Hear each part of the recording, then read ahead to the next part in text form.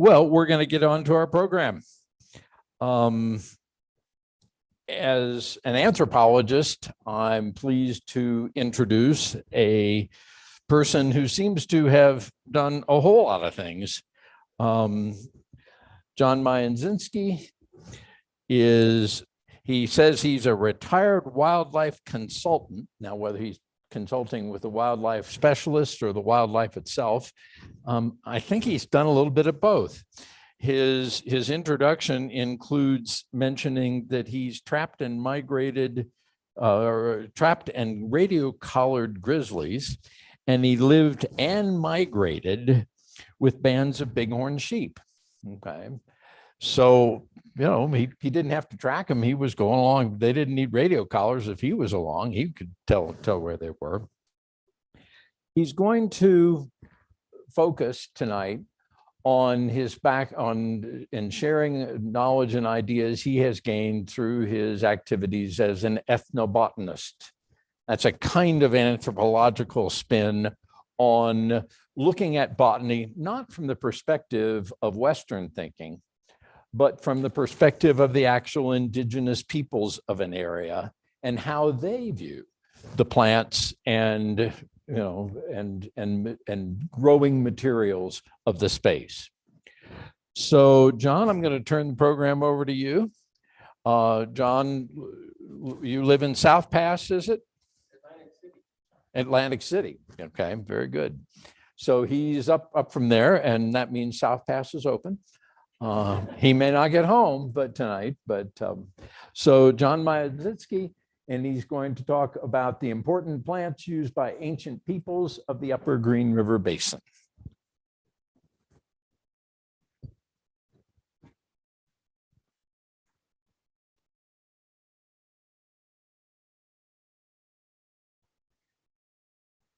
Okay, thank you. Can you hear me okay? Yeah. I haven't had any more. It was 20 degrees colder when I came over South Pass, or I came from South Pass today. So I had on, but I want to talk about the indigenous people of this Green River, Upper Green River area. And being an ethnobotanist, I'd like to do it by using plants. And I think that's kind of a unique way to do it. I think you'll get some perspectives that you may not have had from the books. Talking about it from the point of view of the plants they used rather than the encounters with the mountain men that they had. The mountain men, of course, survived because they learned things from the Indians as far as food and medicine and how to deal with winter and things like that. Oh, sorry. I'll put it down here. Now, how's that? Better? Okay, I'll talk a little louder too. So first I'll explain that I work as an ethnobotanist for an outfit called a Native Memory Project. The three of us got together about a little over 20 years ago and decided that we all had the same interest in documenting what was going on with Native people in Wyoming especially, but in the entire region. And one of them was a videographer. So we decided we would try to have a mission statement that was something along the lines of trying to find people who had secondhand knowledge.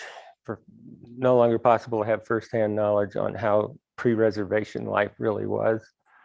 But there were some people still around that were raised by their pre-reservation grandparents who were born in the 1840s, 1850s. So we knew a few of those and we started interviewing those, and that became kind of the nucleus of our ambitious effort to get archival videos of elders who, from many tribes, had some information that wasn't in the books about how life was. So that's what we were doing, and that's what we're still doing. We're still finding those people. We find other people too that have a lot of knowledge in the tribes that were here. So this area had people from probably 9 different languages, and some of the tribal people we've interviewed said that there were probably as many as 45 or so. Yep. I think we need a medic if there's one in the house.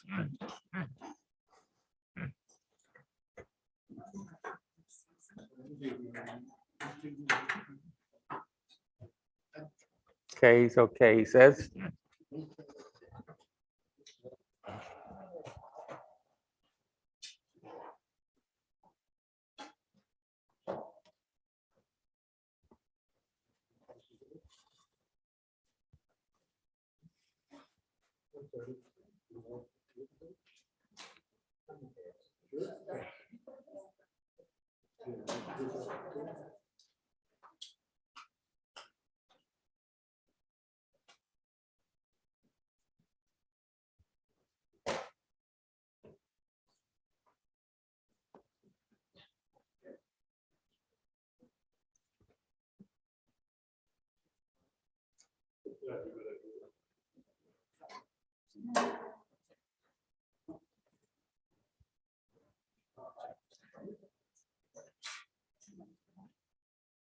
All right. I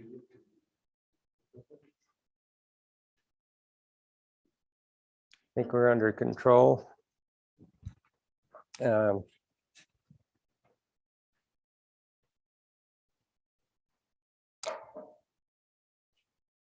close to 50 different groups of people came through here that identified as individual nomadic people. And everybody that came through here, many as 9 different languages spoken in this valley at the time of the fur trade. Interacted with each other. And they were all nomadic. Nobody was farming. So what we're going to talk about are plants that have to do with nomadic travel. And the reason I think plants are a good way to attack this subject is that, excuse me,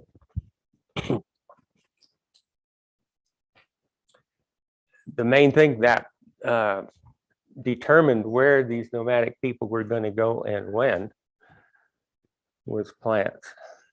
We talk about the Gwich'indika, which is one of the groups that came through here. We call them the Eastern Shoshone now. They were the buffalo hunters. They really didn't spend much time looking for buffalo. They spent most of their time finding plants that would only be available at a certain time of year. And while they were there, they would find buffalo or elk or deer or some other animal to hunt for meat.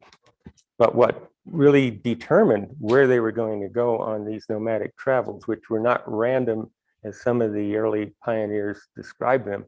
They were not wandering. They were going to very specific places. They had scouts that went ahead to find out what plants were in their prime picking or gathering season before they arrived as a group. So that's what we're going to talk about.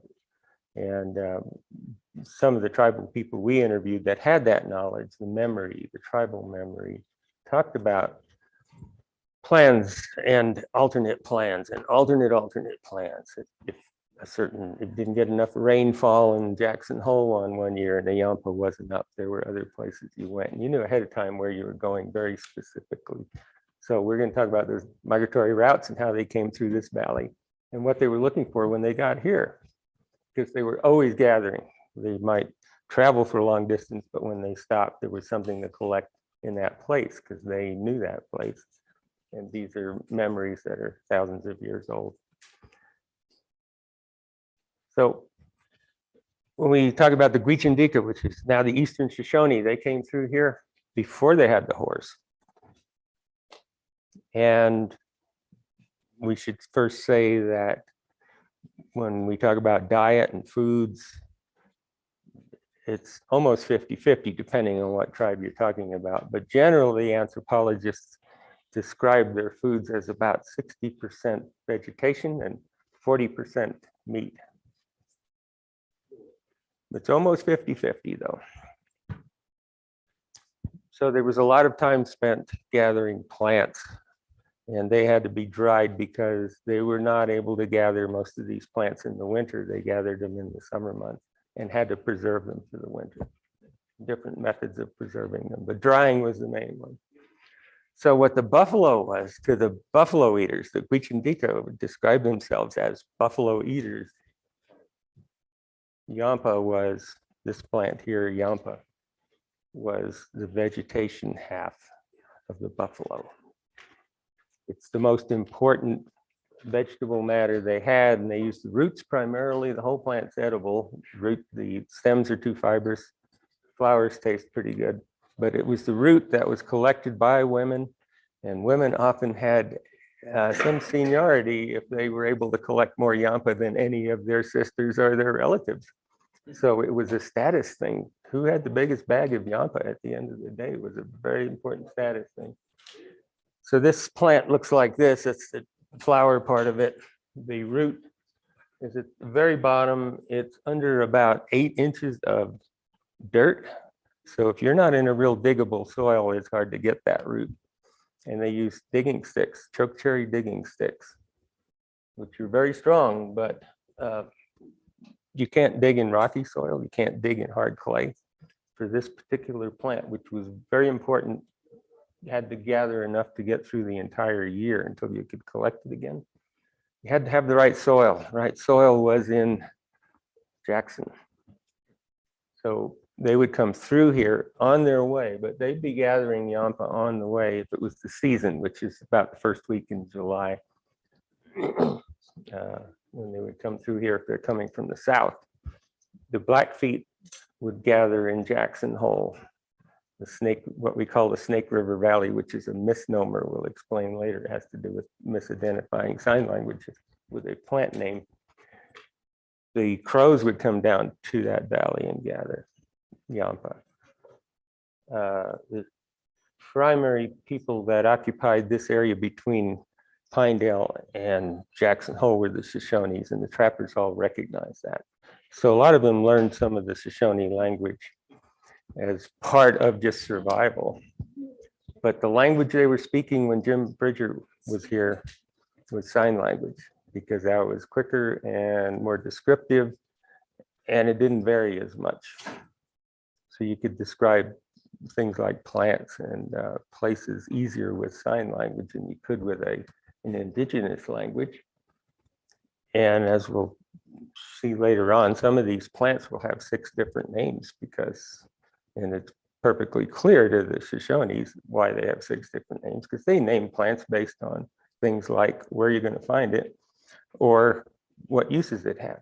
Well, if it was a heart medicine and it was also a liver medicine and it was a food and it also was good for headaches, then you had 4 different names for that plant. So it was easier to learn sign language than it was plant names often. So Yampa looks like this close up. Those roots are delicious. They're sweet, they're nutty. You can eat them raw, and the women did while they were collecting them. And it was always a ready source of food. They could put it in a bag, and as you're traveling, reach in the bag and pick some out and eat them. They're very tasty, gathered at the time of year when they're ripe, which is when they're flowering in early July. They went to Jackson Hole to do that on the flats out there because the soil is loose. It's a type of blown in soil that came out of Idaho, blew over the Tetons, and it's very loose. It's easy to dig in. And oftentimes people went to certain places to dig roots because the soil was better to dig in, not because there were more plants there.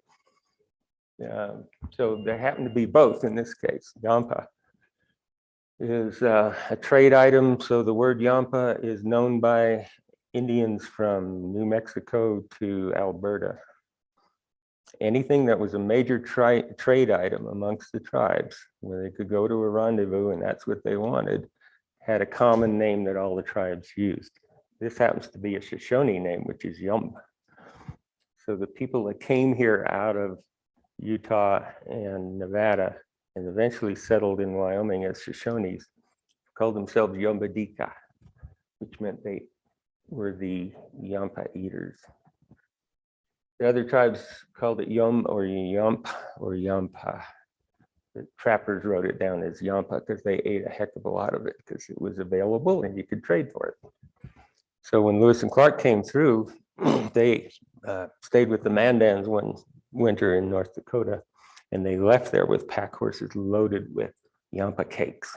They were flour that had been pressed into hard cakes that you could, or soft cakes that you could use to make bread out of by frying it or putting it in an oven. Do you have a question? Almost always double roots. The Crow name for this plant translates as double root. Sometimes I have found some that have 8 roots and some have 1, so it varies. But almost every time, if you dig 20 of these, pretty much all of them will have double roots, twins. So it's a very important plant. We'll talk about it later, but the Snake River that goes through Jackson Hole was known during the fur trade as the Yampa River by all of the Indians. They all knew that word because it was such an important food item. But on some years, like we had a few years ago, or last year actually, Yampa didn't grow very well because the rains didn't occur at the right time of year.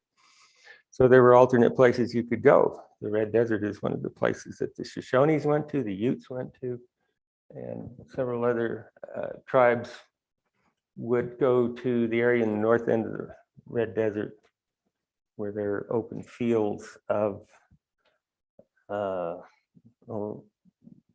country looks pretty barren. What you find growing there is a very drought tolerant plant called Biscuit Root. It's used exactly the same way Yampa is. There's many species of biscuit root. Some only grow at high elevations above 9,500 feet. On the East Yellowstone boundary, you'll find stones that are used for taking the bark off of another biscuit root that different species grows along the divide, the East Absaroka Divide. This one grows in the Red Desert in some of the harshest climate you can imagine. So if you're in this place where these grow, you'll find these stones that only occur there, where this biscuit root today still grows. There's stones that are crudely made on the spot with a very blunt angle, and they're used for peeling the bark off. Because if you don't get the bark off right away, it's hard to get off later, almost impossible to get it off later. If you want the root to be nice and clean, then you need to get it off within about 20 minutes. The sunlight will dry it out. So these rocks that are all over, I brought one, but I don't see it right here, only occur where this biscuit root is. So I've concluded that that stone was there because it was used for peeling the roots off of this, and I've discussed this with several anthropologists who agree with me, because you go beyond the spot just by a few feet with soil changes and it won't support this plant anymore called biscuit root. You don't find those stones anymore, but you can go for miles where it does grow, and they're everywhere on the ground. So our Shoshone ancestral food gathering group goes out to these places now, and we are starting to engender a little more interest in the younger folks to go out and actually gather these, make bread out of it. You have to dry the roots, pound them into flour, or you can run them through a coffee grinder and mix them with a little salt bush, which is roasted, and that converts the sodium carbonate in the leaves of saltbush into sodium bicarbonate, and you have leavening, and you have bread made of all things from the Red Desert. So this is a different species and genus from Yampa, but it's treated exactly the same way as an alternate supply of bread. So the one on the left is called wild cilantro. It's Cymopteris fendleri, and the one on the right is a different species. Both of them have different tasting leaves that were also saved and dried for spice, because they are very much like parsley. One on the right is called bulbous spring parsley, Cymopteris bulbosa. So there's this tremendous variety of plants that these tribal people knew about. Depending on the climate, they would change their route. What kind of snow they had in the winter would determine a lot. How much lightning they had in certain areas that burned off sagebrush and made it more desirable for elk. And bison to travel into, because the year after fire, they're going to go there and eat that grass. So a lot of things depended on knowledge of how these plants are affected by the environment. This is one that's Lomatium, Lomatium dissectum, which was the most powerful medicine plant that any of the tribes had between New Mexico and Alberta. They all knew it as a strong medicine plant. The Shoshones called it bear medicine. And they collected the roots. The leaves are also collected. So were the flowers. The whole plant is edible. The root is not edible. It's poisonous until you dry it. And when you dry it, it becomes the chief medicine that was used for contagious diseases. So it's called doza in the Shoshone language. But it's known as bear medicine. Some of the tribes called it big medicine. The Crows called it lightning root, because they, in their belief system, when lightning hits the ground, it spreads out under the ground in all directions. And it's the energy of lightning that this plant uses to be an important medicine. So lightning root was worn by the Shoshones during the 1918 Spanish flu epidemic, Western Shoshones in Nevada. The agency physician said there were no cases of Spanish flu amongst the Western Shoshone and the Washos, who also have the same medicinal plants. And he credited it to the root of this plant, which they hung on the walls of their cabins and their houses. They chewed on it, they made tea out of it, and they wore it around their neck too, like this, necklaces. Some of the Shoshones on the Wind River Reservation also do today when they want to protect themselves from a contagious disease. So it's sold, it's a marketable item for herbalists these days, very, very well-known herb called Lomatium, which is the genus name of it. And so many people know about it. It was completely sold out by about April of 2020 when COVID-19 showed up. So many people knew it was good for contagious disease, and it actually does work. It's been studied. It slows down viral RNA replication so that your immune system has a better chance of actually attacking the virus. So it's been backed up by modern science. The knowledge of it, though, is probably thousands of years old. This is a look-alike plant called Osha, Ligusticum porteri. We have different species up here called Ligusticum felicinum, but all of the Oshas are treated the same. They all work the same. They're antiviral, which is an extremely rare thing in medicine. They have an antiviral natural product. This root actually kills viruses, except some of them, like herpes viruses, you can't kill, but these plants actually do the job of your immune system and kill viruses. The leaves are edible. They taste like parsley. The roots are magical. And I say that because that's the way they were treated in the sweat lodge. All of the tribes put a high value on this plant because you could sprinkle it, powder it, pound it into a powder, sprinkle it on hot rocks in the sweat lodge, and everybody likes everybody else in there. They do. You can sing the same songs and you know them without ever having heard it before. Yes? I didn't hear what the name of this was. Osha. It's a relative in that it's in the carrot family, and cow parsnip is also in that family. This, let's see, is called Porter's Lovage in the botany books. I like the word Osha better because it is the tribal name that was known all through the Rockies, all the way to Alaska and down into the southern part of Mexico. It was one of the cheap trade items during the fur trade, but for probably thousands of years before the fur trade, because it was so effective at treating disease, viral, bacterial, and fungal. The magical part of it that makes people feel happy when they're together in a group, even if you're sweating with your enemies, is the fact that this is one of the few plants that contains a human hormone called oxytocin. So oxytocin is the hormone that women produce when they give birth so that they will bond with their baby. It's also produced by men and women normally, but in very small quantities.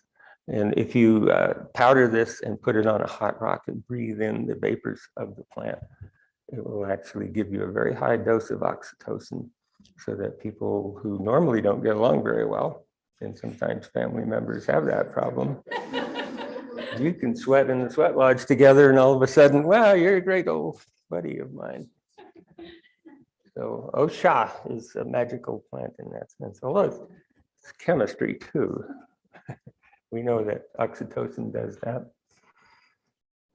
So one of the things in this part of the Wind Rivers that people actually came here for, between Big Sandy and Sweetwater River, is the only place on the vegetation map of North America where limber pine is a dominant canopy species. It will be the dominant tree if you let everything grow to maturity.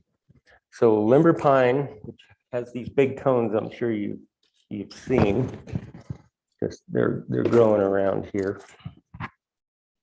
These big pine cones have like 30 or 40 seeds or pine nuts per cone, and you can have easily 300 to 1,000 of these cones on one tree. It's a tremendous protein source. It also has a lot of fat. It has about 15% fatty acids in it, which are 100% digestible, and a lot of carbohydrates. So this is a perfect food, minus the things like antioxidants and vitamins.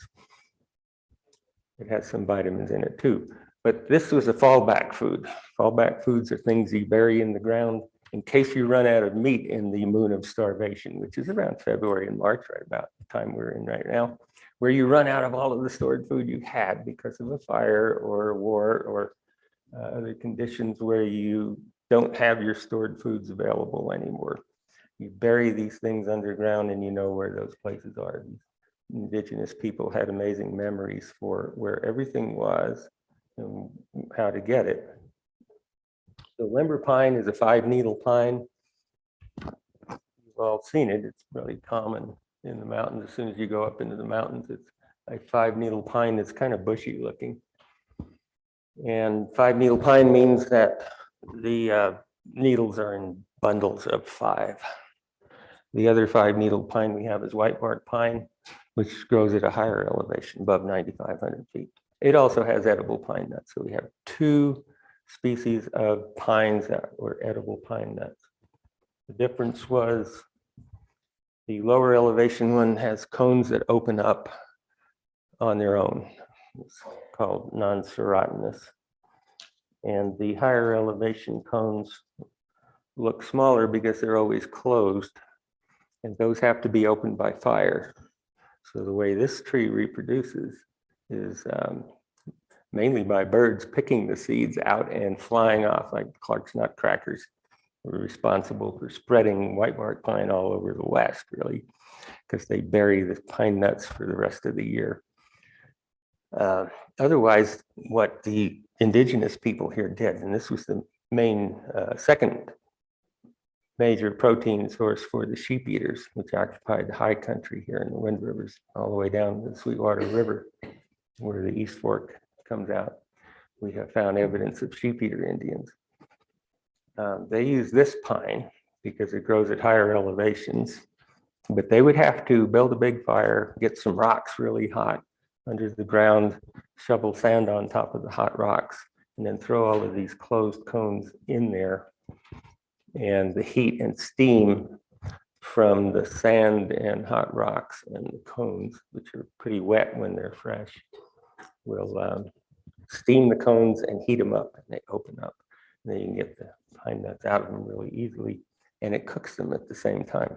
If you cook them, then you can preserve them. You can pound them into a meal and compress them in your hands and they'll be good for a year or two preserved. So that's the white bark pine there, the closed cones. And there they are closed. You can see they're full of water, they're full of sap. If you try to eat them right out of the cone, your hands are going to get covered with sap to where you can hardly use your fingers anymore.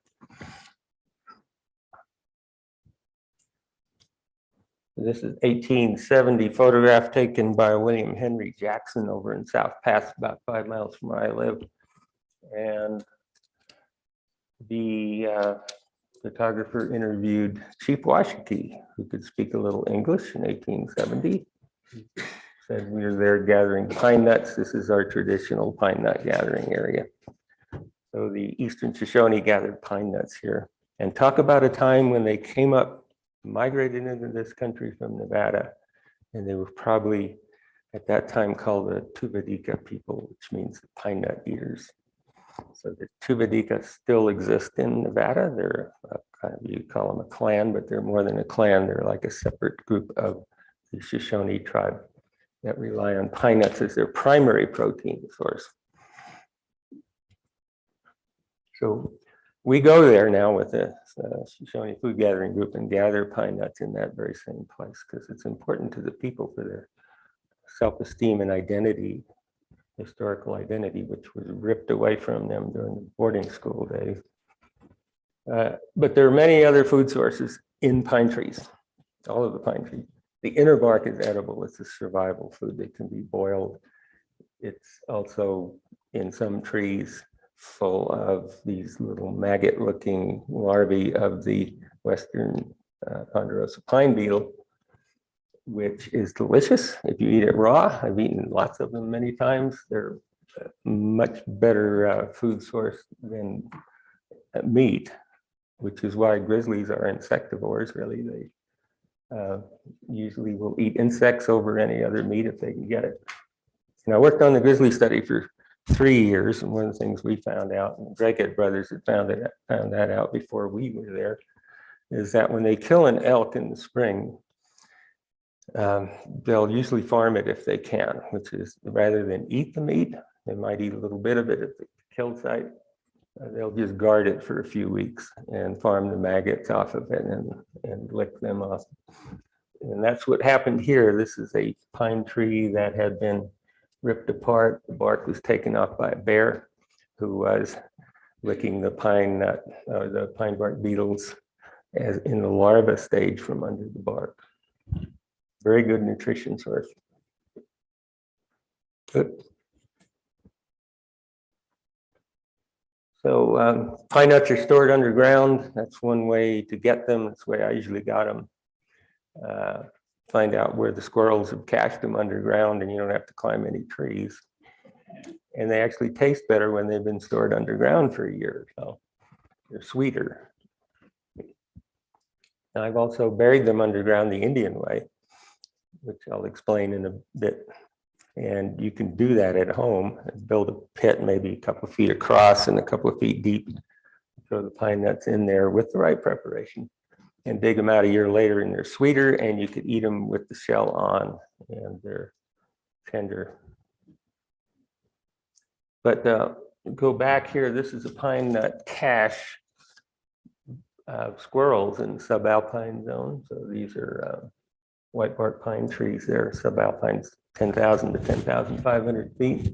But the vegetation growing around here is the dominant vegetation at that elevation. And through a lot of the wind rivers, if you go up from Elkhart Park and walk up into the high country, this plant is the dominant plant you'll see. There's others, but this is the most common, and it's called Grouse Wartleberry, Vaccinium Scoparium. These leaves were gathered by the Crows and by the Shoshone and dried and kept for an old people's medicine. And old people's medicine treated a lot of different things, but this one was more specific for blindness, to prevent blindness in older people. And what it does is it contains large amounts of antioxidant called OPC. The name of the plant? Vaccinium Scoparium Grouse Wartleberry. Grouse Wartleberry. Grouse Wartleberry is a common name for it here, and wartling is the sound the grouse make when they have little chicks that are following them around. And so when they're feeding on whortleberries, which they do a lot, they're red huckleberries. They'll make this whortling sound. So grouse whortleberry was an important food source. It usually only has a high production about once every 5 years or so. So you don't gather it every year as far as the berries are concerned, but the leaves are gathered every year and made into tea or thrown into the stew pot or into soups when you're feeding older people. And of course, the old people would be with the whole family in the teepee. So the way they would feed old people is everybody ate the same thing. So these leaves were thrown into stew pots whenever you had elders in the camp eating out of your pot. This is another high elevation huckleberry that's called Vaccinium Scoparium or thin-leafed huckleberry. Same thing, especially when the leaves turn red in the fall. They're loaded with this antioxidant called OPC, which we now use only in the last 30 years. Started in Europe and now we're using it in this country for macular degeneration. It's a standard treatment.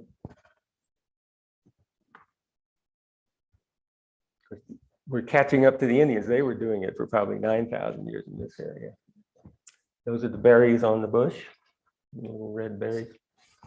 A staple food for all of the tribes in this area was chokecherry. Tribal tradition says that they ate chokecherry every day, pretty much. They gathered enough, the women would gather enough on a given year that they could pound it with the seeds in.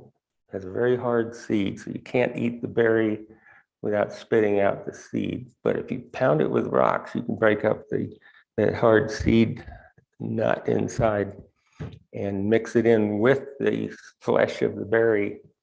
And tradition says that if you ate these berries on a regular basis, you would be healthy. You'd have a strong heart and you wouldn't get things like cancer.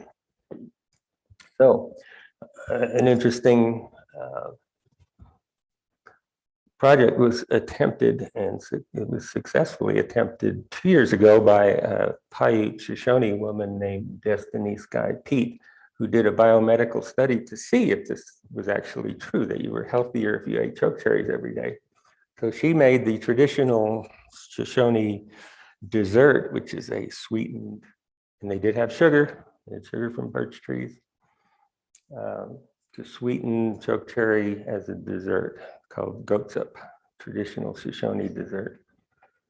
It's like a drink that's thick. It's like a smoothie, really delicious.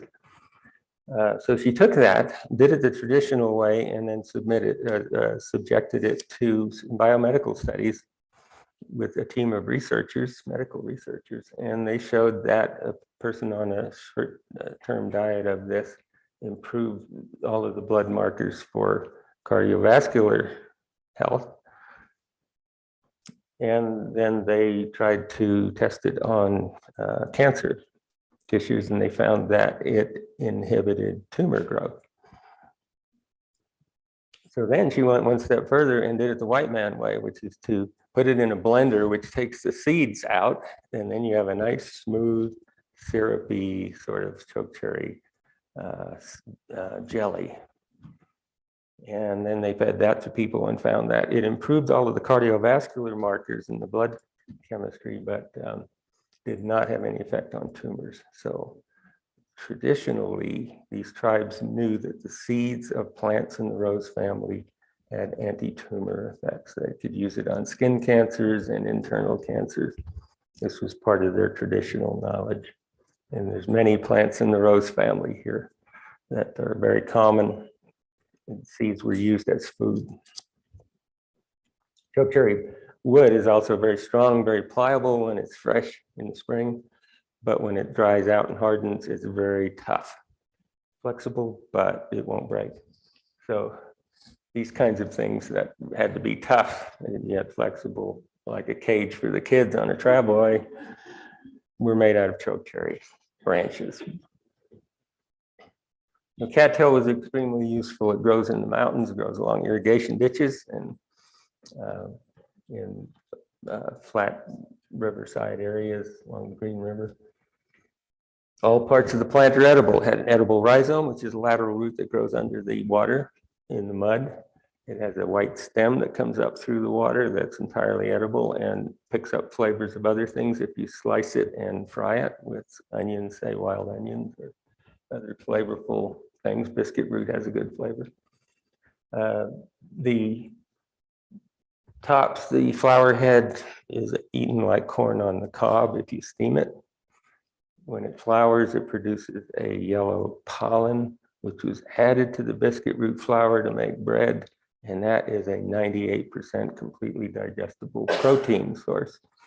So the bread that they made was not like our bread at all. It wasn't a carbohydrate source. It was a carbohydrate and protein source. And if they fried it in buffalo back fat, which was a traditional way to prepare this bread, it also had fat. And so you had carbohydrate, fat, and protein in bread. And the leaves of the cattails were woven to make mats to sit on in the teepee. So this is on my side of the mountain. I don't know what it's called here, but the cowboys on my side of the mountain call it Cowboy Lily. It's actually an evening primrose called Rock Rose Evening Primrose. And it's got a beautiful white flower that's about 3 inches across. Very tenuous yellow pollen that's in those stamens in the middle. So a lot of time, I played piano in the Mercantile in Atlantic City for about 40 years. It was a band called the Buffalo Chips, and we'd have a lot of cowboys come in right off the desert. And sometimes you'd see these crusty guys with dirt all over them and a little patch of yellow right on the tip of their nose, because you know they were smelling this flower. It's the most beautiful perfume you can imagine. It just fills the night air. They're night blooming flowers. So the night air in the desert, if you're ever out in the red desert at night in the spring, you'll smell this perfume. Sounds like a perfume, or smells like a perfume factory had exploded. And it's this flower that does that. But it had a medicinal use, turns pink after it pollinates. And you can pull it out of the ground, shave off the outer bark, and it's got this oily kind of covering of a fatty acid, gamma-linolenic acid that coats the outside, which has extremely potent healing powers. It heals up any kinds of wound really quickly. So this was the first suppository. You could use your imagination on what was done with it, but it was used to treat hemorrhoids. And hemorrhoids is something you don't want to have if you're a warrior on horseback. No, this is not. It's a similar type of root, but I was running behind time here in the beginning, so I didn't show some of these things. But this is the biscuit root that we were digging up earlier. It looks a lot like that root. This is a dry root, and that's a very oily root that's used for hemorrhoids. I want to pass it around. You can look at these roots.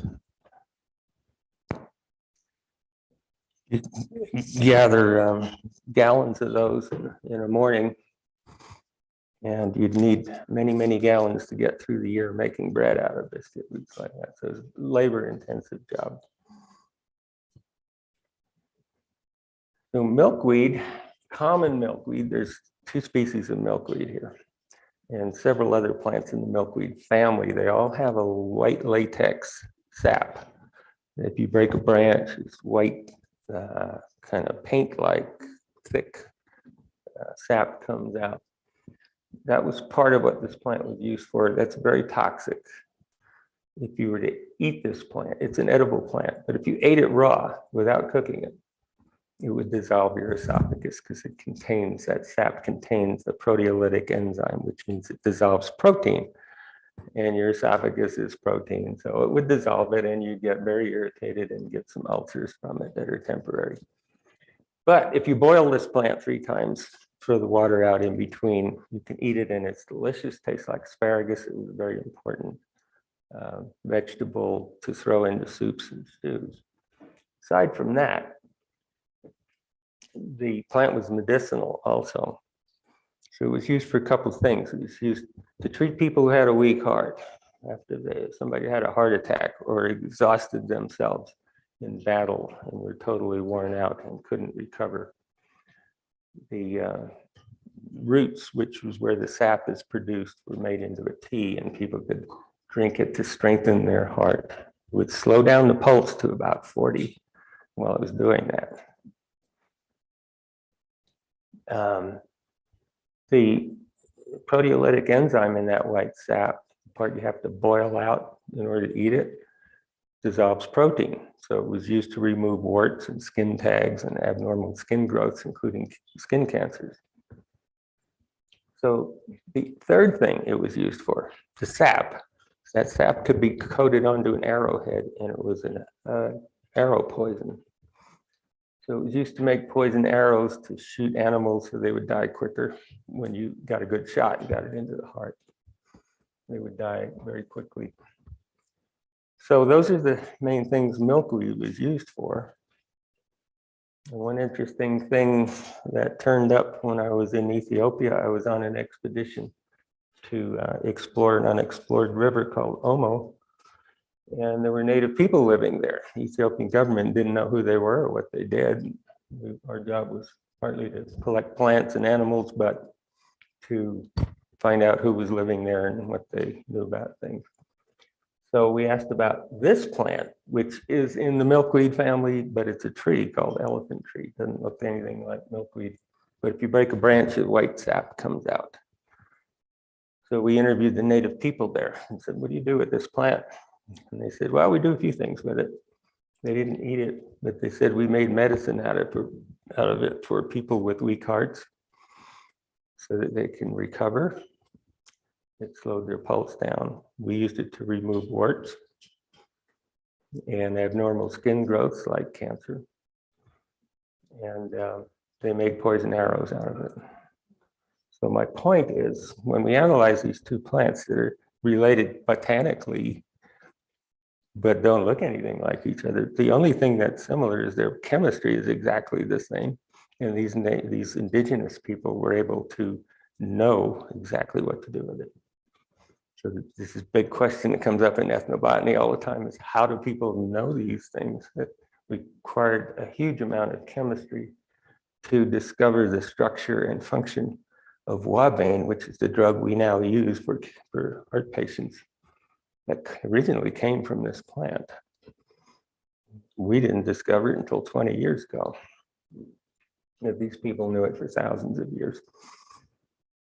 So wabane is the drug now that is extracted from these plants and used similar to digitalis. It slows down the heart rate, but increases the amplitude of the heart so that if you're recovering from a heart attack, it allows you to rest the heart, but keeps the circulation going into the periphery.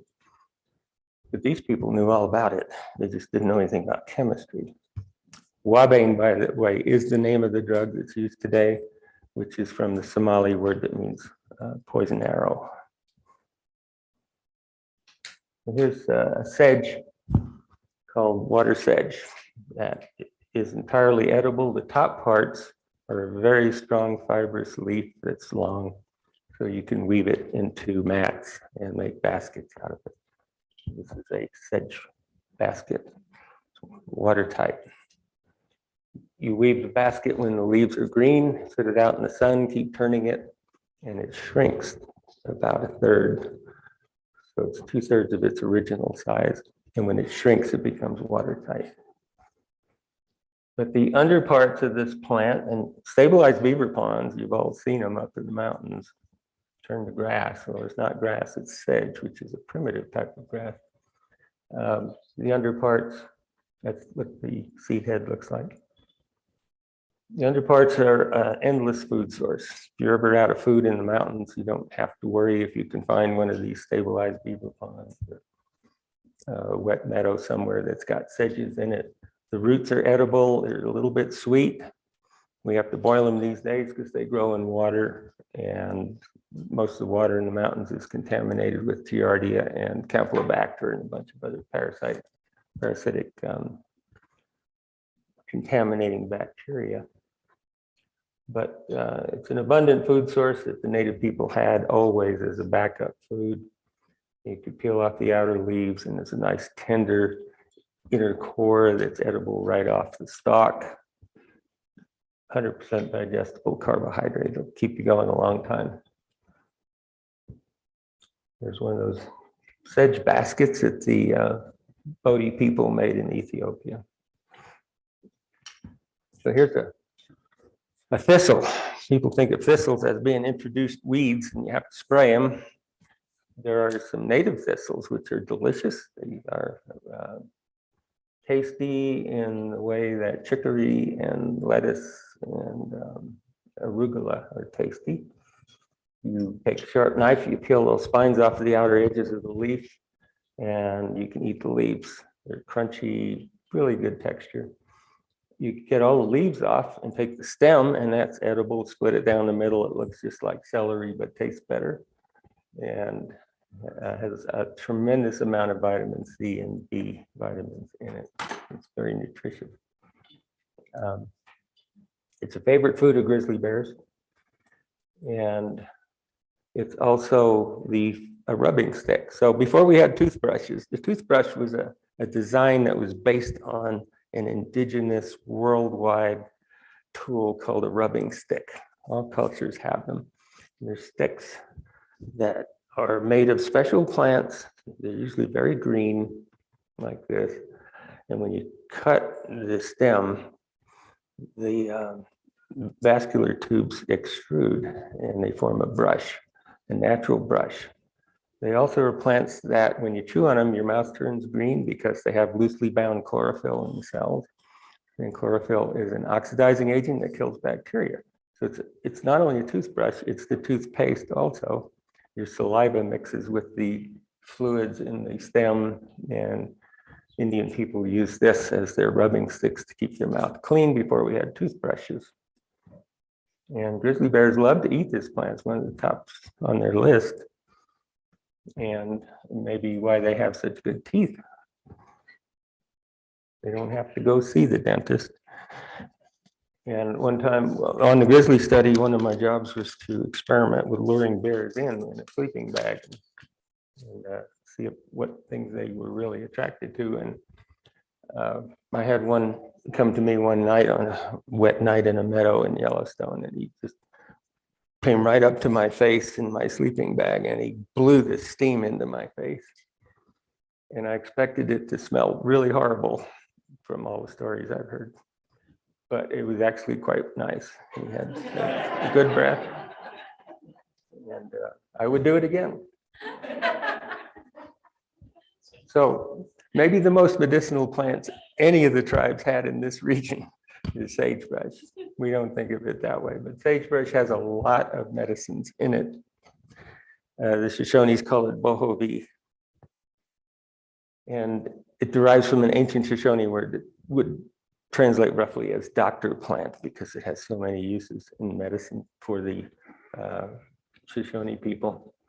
The leaves create a broad spectrum of terpenes, and terpenes are compounds that a lot of our medicines are made of.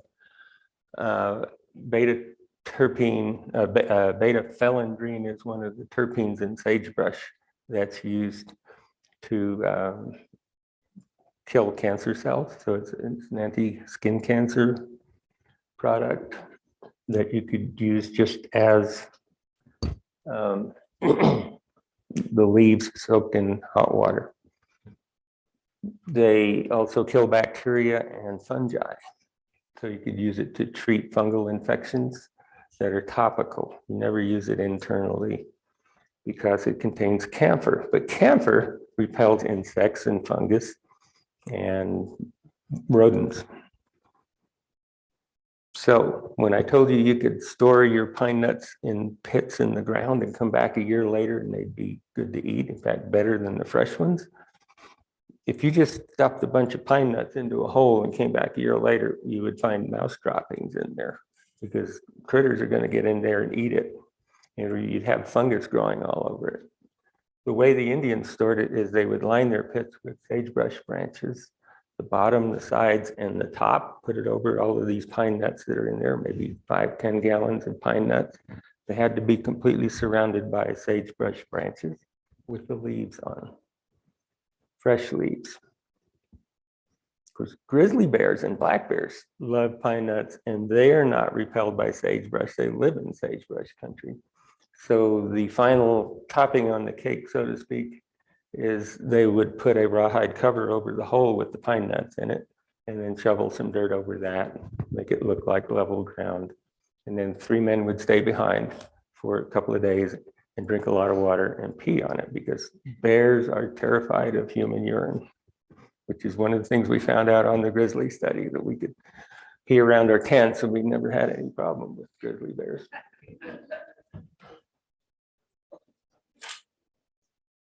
So sagebrush is very useful for antelope too. In some places, 70% of the antelope diet is sagebrush. So after a fire, the sagebrush burns off, you get grass. Well, that's good for elk. The elk move in then. These native people knew that after a fire, certain animals are going to come in right away. But then the sagebrush comes back after about 10, 15 years, and then it's better for jackrabbits and sage grouse and antelope. So the animals they're feeding on are all dependent on knowledge of plant life and how it fits into the environmental scheme of things. There's some elk in the Red Desert. By the way, elk require an oil that in this region only occurs in big sagebrush. There's like 15 or so species of sagebrush, but 3 of them are called big sagebrush, and 3 of the subspecies are big sagebrush. And elk cows require an oil that's in big sagebrush in order to have calves successfully, so they go to those places for calving. So the Shoshones call fringe sage, Artemisia frigida, the little brother of sagebrush. And they make that distinction. All of the big sagebrushes, no matter which of the 15 species they're talking about, all of the big sagebrushes were used the way we just talked about, including medically for people as a decongestant, because some of the terpenes in the camphor, if you inhale the steam of boiled sagebrush leaves, it'll decongest your lungs while it's killing bacterial infections. So it's used as a treatment for pneumonia. It also reduces fever. One of the terpenes in there will reduce a high fever of 104 down to a reasonable temperature again, so you don't have brain damage. And that's still used today that way. The little brother of sagebrush is not used that way. It's got all of the same chemistry as big sagebrush without the camphor, which means you can take it internally. So it has a lactone glycoside in it called artemisinin, which kills parasites. So it was used to worm their horses, it was used to worm people.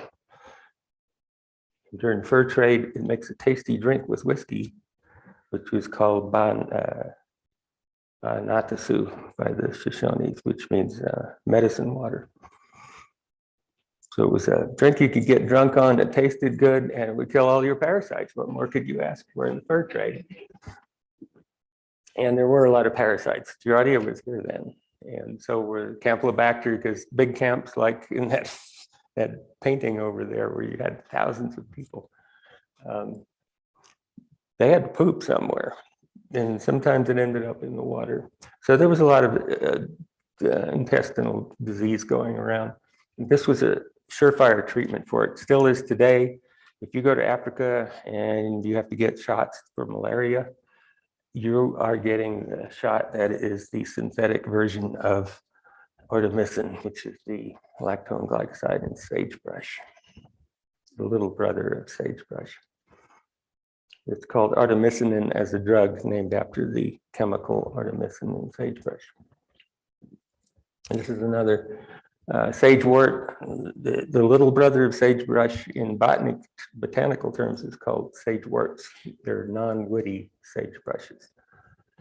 If they are the ones you can take internally. So this was also used for parasites, and it does work on Giardia. I've used it many times on myself and other people. This is the one that was made into a smudge bundle for sacred ceremonies. So it's called sacred sage, Artemisia Ludoviciana. So when the first immigrants came over to this country from England in the 1630s or so, pilgrims, the Indians were friendly at first, and they were getting fevers and chills, and they said, you've got this disease. This grows in Massachusetts. This was the plant that was given to the pilgrims so they could not get malaria, which was rampant in the Northeast in the 1600s.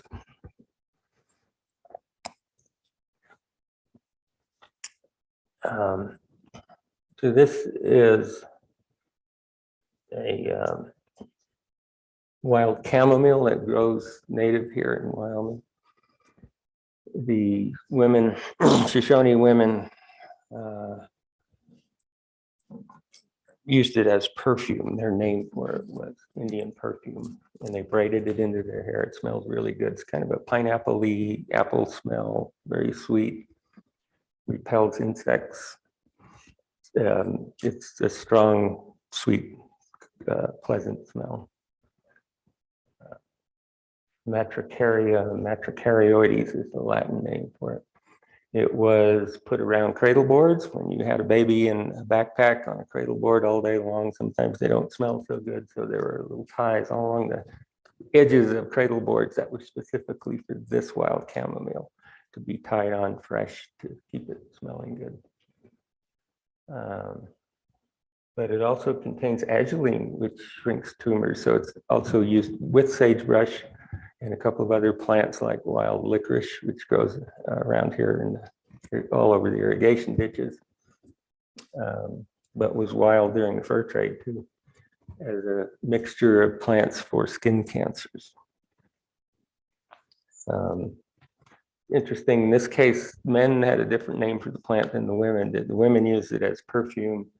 The men saw that it was collectible and growing only in places where the soil was compacted by horse hooves. Today it grows in parking lots, and all of the cracks in the sidewalks in Pinedale have this plant growing in it. And we spray it as a weed. But because it grew in compacted soil on horse trails, and that was the best place to collect it, the men called it under the horse's hoof. So it had two different names. Men called it one thing, women called it something else, depending on the use for it. So this is a plant that was very important to the crows. Crows use this area a lot. It was one of their two major migration routes to visit their relatives in Texas, according to their stories. And their name for it is Elaxabio, which means abortion plant. They didn't use it much for abortions, but they could. It was a contraceptive. And it was used because in the crow culture, according to their origin story, around the time of creation, they were told how to build a teepee. They claim to be the first to actually have used teepees as a structure, and the other Indians learned it from them. Many other things, how to find food. But they were also told that life would be easier for them if they only had one child per family. That was biological. You could adopt as many as you wanted. That was considered a good thing. But it was frowned upon to have more than one biological child. So after you had one that grew to about 3 years old and got his adult name, you could take this plant, with leaves, stems, roots, seeds even, and you wouldn't get pregnant. So it was a contraceptive used since the time of creation, according to the crow creation story, given to them by one of their deities, which is important because some of the stories you see in the books about how the Indians knew about these plants, you hear, well, they were there for 10,000 years and they probably figured it out over time. And they will say no, in many cases, they'll say no, we were told about these plants by deities that came to us, sometimes in visions. So this is one of those. And it was tested in 1948 and approved by the Food and Drug Administration as a safe and effective contraceptive, which was about 10 years before we started using contraceptives in this country. But it was studied quite a lot and found to be safe and effective. Oh, sorry. The English name is stone seed, Lithospermum ruderale. And stone seed refers to the seeds that are produced inside the trumpet throat of these yellow flowers, and it looks like a shiny pearl. It's a very shiny brown seed pod that sometimes is made into bracelets and necklaces because it's so pretty. So it looks hard, but it isn't hard. So it's called stone seed, which is what lithospermum means in Latin. So this plant is one I was telling you about earlier. It's probably the plant the Shoshones described themselves by as a tribal name. So they in 1824, when Jim Bridger started learning sign language from the Shoshones, he really was reliant on sign language. He became proficient in it. But being proficient in it as a white guy isn't the same as being proficient in it as an Indian. So there's fine details of description in sign language that may not make it across to a trapper. And there are many stories as to how the Shoshones got the name snakes. But in the early maps, Jim Bridger was responsible for a lot of those maps because he was a guide for the army. All of the Shoshone territory was described as snake territory. And I think that came about from studying this and talking to a lot of native people that are Shoshone. The story I like the best, that makes the most sense, is that when the trappers were talking to the Indians, they would have to describe who they were first. If you're a white guy, you say, oh, I'm a white man. But the Indians would have tribal affiliations, and they didn't want to be called a Crow if they were Shoshone. That was an insult. So they had to have a way of describing who they were. The way the Shoshones described themselves in the 1820s was, I am woven grass lodge people. So they were the woven grass lodge people to distinguish themselves from the grass lodge people, of which there were many tribes in Nevada and Utah that were grass lodge people. When they came up here, my thinking is they took this grass to make thatching in bundles around their teepees and their lodges. And they had brush lodges. They could use sagebrush or anything really. But the Shoshones, the woven grass lodge people, which became the Eastern Shoshone eventually, wove the grass into braided grass bundles. This is the grass here. Tall as me, 6 feet tall. So in their language, Sosane, which became Shoshone, we think, means tall grass people. But they would describe themselves in sign language, and it was woven grass lodge people. This is woven. Probably one of those technical terms that the trappers weren't aware of. Trappers were aware of the word snake, which is this. So I think, and there's lots of people that back me up on this, these trappers thought they were saying snake, and then the rest of it they didn't even pay any attention to. So they became the snakes. All of the trappers called the Shoshones snakes.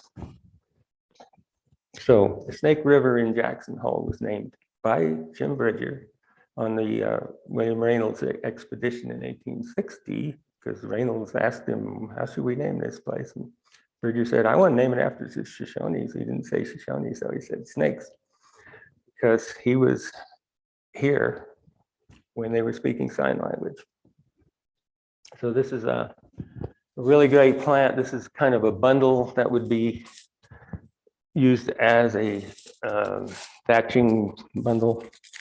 And you just lay these next to each other and then overlap them all the way up to the top of a timber lodge or a wiki up. And when you turn them upside down, they shed water and drain it off to the outside. This plant, when it's upright, accumulates water by forming droplets on these tiny hairs on the leaves, and it goes inside of the plant. But if you turn it upside down, it goes outside. Really good at shedding water. And now archaeologists, anthropologists like Rich Adams has discovered some of the largest mountain camps anywhere in North America in the Wind River Mountains, because when the mountain Shoshone would haul these bundles up to thatch their lodges in the mountains, the seeds would fall out where they used them as thatching. And then you'd have these circles up in the mountains of a grass that doesn't belong in the mountains. This grows out in the desert. But there's still circles of this grass growing in the mountains by the hundreds. And Rich Adams and a few other archaeologists, Larry Lohendorf, anthropologists, are using these to find mountain villages of the mountain Shoshone in the Wind Rivers and in Yellowstone. So it's become kind of a tool for the scientists now. But it's probably also the source of the name snake for the Shoshones. Yeah. Is that Basin wild rye? It's Basin wild rye, Elymus cinereus. There's many different varieties of it. Some people say same subspecies, and botanists argue about that plant all the time. Some of them grow only this tall, some of them grow taller than me. I don't think the Indians distinguished one from the other. They used them all because they were tall grasses, and Sosane means tall grass people. So it's very common in this area along the Green River. It grows in places where it grows well. Where it doesn't grow, you won't find any. Probably the most important plant for the Crows once they got horses. Their name for it is Pupua. So they named rivers after this plant because once the horse came and they were warring, battling with other tribes, the more horses you had wasn't only a status symbol, but you had a better fighting force if you could accumulate more horses that were war horses, trained war horses. And the Crows are very, very proud of their training of war horses. They were embarrassed to fight with the United States Army because they said they don't really have war horses. They have horses they sit on. They're not trained to fight. The Crow horses would fight in battle. If the warrior fell off his horse, the horse would identify the enemy horses and attack him and knock the rider off of him. Whole different horse warfare scheme they had going. But this plant, horses don't like to eat it. Nothing likes to eat it. Elk won't eat it. Deer won't eat it. But if you have a big field of it growing along a floodplain, and you have 8,000 head of horses, and you're going to have a winter camp there, you need something. And in the wintertime, when all of the grass turns brown and the snow is 4 feet deep, this is the only thing sticking up out of the snow. And horses will eat it then. And it'll keep them alive long enough that they can get through the winter. So it was maybe one of the most highly prized plants by the Crows, so that they named places for this plant, Pupua. So if you go through Lander, you'll see the Paposia River is the main river that goes into the Wind River from Lander and Milford and Riverton. One of the reasons you could have a rendezvous in Riverton in the 1830s was there was a lot of this grass. So the Crows named that whole area Pupua Aja. Their word for river is Aja. And that in the fur trappers' journals became Paposia eventually. But it was originally the Pupua Aja River because you could make a winter camp there. So we had tobacco. This is a tobacco. Been pretty rare now. It only grows after fire. So we don't have many wildfires anymore as much as they used to have from lightning strikes. So it's becoming a rare plant in Wyoming. very rare, but there was some found around Fremont Lake, along the Oregon Trail between here and South Pass. But tobacco is too strong to smoke straight as a wild tobacco. The one that grows here, this one is called Coyote Tobacco. It's very strong. You can't just smoke it in a pipe. You have to mix it with something else. This is the crow symbol for tobacco. So wherever they did a tobacco ceremony, which is their religion, they put this cross on a rock. Looks like that. But if you go out into the desert where there's a lot of sand, this is called Indian tobacco. It's, Rumex venosus, or sand dock is one word for it. It's also called wild begonia, very pretty plant. It has a root that's used medicinally for skin cancer and abnormal skin growth and improved complexion. But those, what looks like flower heads, are really seed pods. And when they turn brown, they burn just like tobacco. They smell just like tobacco, and you could mix it with real coyote tobacco and dilute the strong alkaloids that are in that tobacco, which will actually burn your mouth if you smoke it straight. There's about 15 plants in the books that are called alternately. They have one name, and then they'll say it's also called Indian tobacco by the Indians. Well, the anomaly about that terminology is all the plants called Indian tobacco are not tobacco. They're all the things you mix with real tobacco, which is called tobacco. So Indian tobacco is not tobacco, but tobacco is tobacco. Enough of that. So willow is the first aspirin tablet was made out of the inner bark of willow. Indians have been using that forever.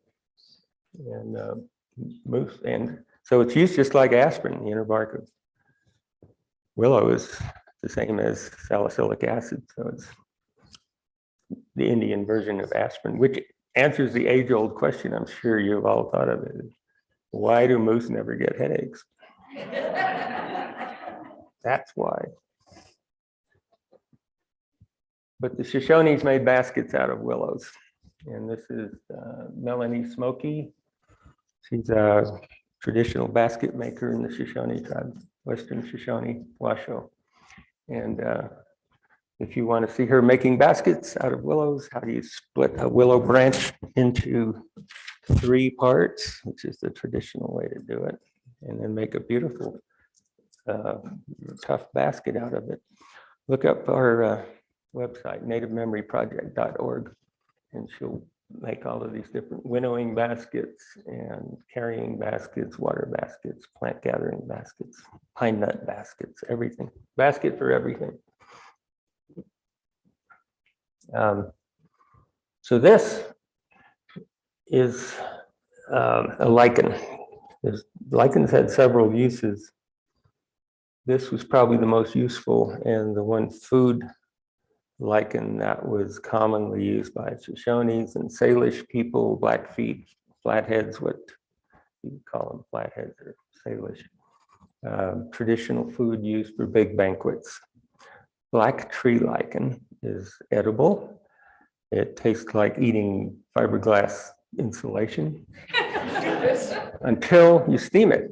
If you steam it for 2 days underground with hot rocks and lots of skunk cabbage leaves, which are very wet and they give off water when you throw them on hot rocks, they'll steam this underground for 2 days, turns into black jello. It's gelatin.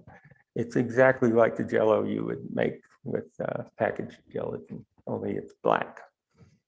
So it's tasteless. It has no flavor at all. So once it's made into jello, there would be buckets and buckets full of service berries around, which are the sweetest berry we have. If you go over in the Wyoming range and go down the Grays River or lower elevations of the other side of the Snake River range, I mean the Wyoming range, you'll see just beautiful stands of serviceberry trees there. And the Crows and the Shoshones went to that place to gather them because they were abundant. They grew well there. This is the sweetest berry, and you could throw that into this black jello, these trenches that they made this dessert in for big gatherings were about 30 feet long. And they filled it with this lichen. I'll pass that around. You can kind of feel it. This is black tree lichen. And it's just an endless resource. It's very common where it grows in the northern part of Yellowstone Park, all the way up in Montana. It looks like this when it's on the tree. So you have to clean it. It takes a lot of labor really to clean these. But once you get them cleaned, you could throw them in the trench and steam them. I've steamed them in a pressure cooker, or you could put them in a steamer pot. And it only takes about 12 hours in a pressure cooker and turns to Jello, which is great because it's jet black. And if you have some orange berry, like squash berries, you could throw that in there for Halloween and the kids love it. But it's very edible. And it has enzymes in it that help you digest things. So it's another one of those things that qualify as an old people's medicine, help you digest food. These stories of the Salish people and the Shoshones talk about Nawazi. Nawazi is a wild man that lives in the mountains that you can't find. They're hard to find. They're about 800 pounds and they have a lot of hair on them, but stand erect, and they're people. Different tribe. But one of the ways they stay hidden is they festoon themselves with black tree lichen all over their bodies. So you walk right by one and you don't see it. So they look like a tree in places where this grows. So the Shoshones call him Nawazi, which means the lost brother, which they say is still there in the mountains. John, is there nutritional Hmm? value in the lichen? Nutritional value? Yeah. Enzymes, loaded with enzymes. Most lichens have styptic acid and a lot of organic acids that are very toxic. So you can't eat most lichens, but this lichen has a lot of enzymes that help with digestion. In fact, the only place you find flying squirrels in the mountains here, in the Wind Rivers, several pockets of northern flying squirrels, is where this lichen is growing, because there's an enzyme in black tree lichen that northern flying squirrels require in order to digest pine nuts, which is their main food. There's only 2 places on the east side of the Wind Rivers that are wet enough to have this lichen growing. You need about 20 inches of annual rainfall for this to proliferate. And both of those places where the northern flying squirrel are, one is on South Pass and one's up near Dinwiddie, is where you have this tree lichen growing on fir trees. So it's nutritional, and only in this sense of a few peptides and proteins that are enzymes. Oh yeah, I think we showed that. The Salish word for the wild man is Sasquatch. In case you're wondering, that's who we're talking about. Here's another lichen that is revered and collected, usually quietly with a little bit of a ceremony. It grows on the bark of trees. It's bright yellow. There's another lichen that's a faded green color that's very medicinal, and you can take it internally. It kills every bacteria in the world. So it's very good at getting rid of life-threatening bacterial infections. But if you take it for too long, it kills off all the bacteria in your gut, so you can't use it too long. And that's growing right on the edge of this bark right here. It's a faded out color. But the bright yellow color is wolf lichen, and it has magical powers. So Indians throughout this region have used it for a long time to protect themselves from the ill intentions of people you don't know. So I learned from many of the elders I interviewed for years, and then stumbled on this fact. I asked some of them, "Do you ever use wolf lichen?" And they'll kind of timidly say, oh yeah, and they'll usually pull out their hat and then show you underneath the inside of the band, there's wolf lichen in there. And that's because when you go out in public, you don't know who you're going to run into. And wolf lichen can protect you from somebody that wants to do you harm.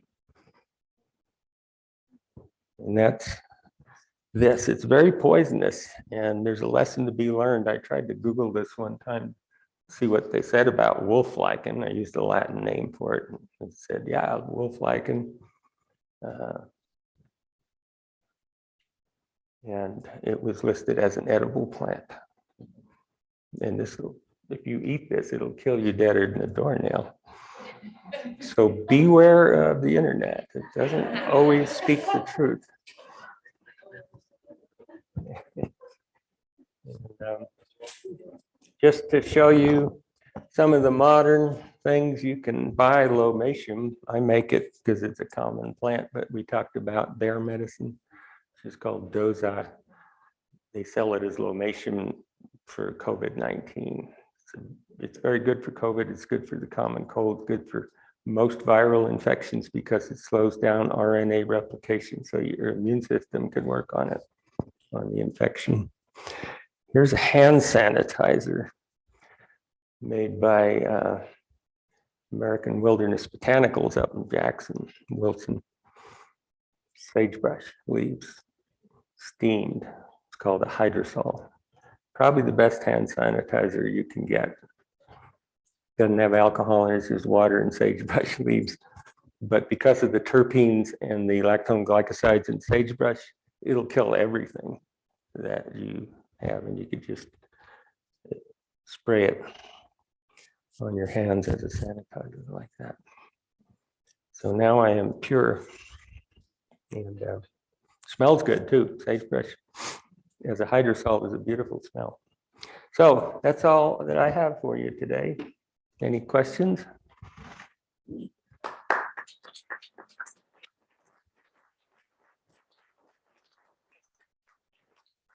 Probably ran over time, but I do that. Do you have any resources, books, or anything that where we can find more information like this? Yeah, but I didn't bring them in, did I? Well, the main one for, I'll just have to tell you about it. I thought I brought some in. But one of the things, while I'm talking about that, you can pass around is, I was running late on time in the beginning, so I didn't show you some of these things. You can pass around cattail fluff, which I talked about as an insulation. This is a deerskin. We'll show it to the camera here. Deerskin pillow that's stuffed with cattail fluff. The Indians made vests out of this for wintertime with leggings that were insulated, vests that were insulated, shirts that were insulated. Very warm clothing that was equivalent to some of our best down stuff that we would make out of synthetics now. One of the books, though, that's the best book is by a genius ethnobotanist named Michael Moore, and it's called Medicinal Plants of the Mountain West. And it covers just medicinals. Medicinal Plants of the Mountain West, Michael Moore, excellent book. For foods, there's a bunch of them out now that have foraging in the title, like foraging the Rockies and Rocky Mountain foraging and things like that. We'll tell you about edible plants. As far as ethnobotany, though, what the Indians actually did with these plants, there's a book called Ethnobotany of North America by somebody named Moorman, M-O-O-R-M-A-N. It weighs about 15 pounds. It's that thick, but it covers all of the tribes and all of the plants. But it's all listed by the Latin name of the plant, the Latin family name, and then the Latin genus and species name. So you'd have to have another book that tells you the Latin names unless you're a botanist and you know the Latin names for all of the plants. So that's the textbook that you will find on the tables and the desks of every anthropologist in this region that works with indigenous people. Very good resource, Ethnobotany of North America. Yeah. Going back to your remark on the abortion plan, Yeah. would that stop abortions, or would it not, would it just prevent if you took it before? I'll tell you how it works.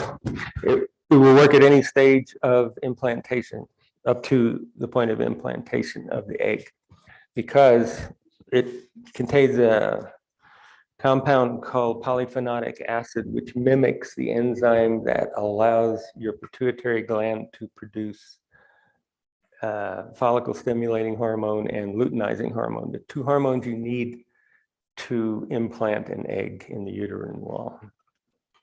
So you can't, if you don't produce those two hormones, you can't get pregnant.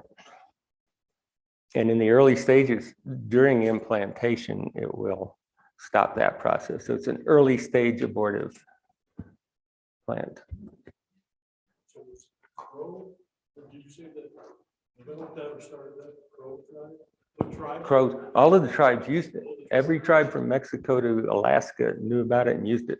The Crows used it as part of their religion, or part of their archaic belief system, where they did not have a lot of children, biological children, which is why they say Grant Bultail, who is our authority, he was the last of the storytellers for the Crow, told us before he died that the Crow had to be better warriors than any other tribe because they had so few people, because of this belief that they should only have one biological child per couple. So they were always outnumbered by their enemies, and for that reason, they took pride in being much better warriors, including their horses. They trained their horses to fight when there wasn't a warrior on them.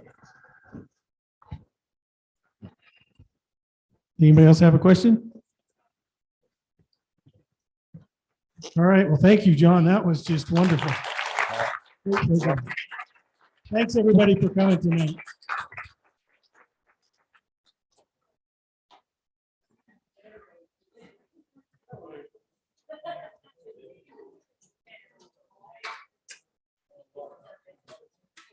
I have to go back to that question on Yeah. was there any evidence or tribal between Crows or Blackfeet, anything that would actually try to use that plant to stop their rival tribes from having children? There were spiritual things that were done, but no, not in the plant world. Not that, just to There were preserve that tribe or that. You mean to inhibit an enemy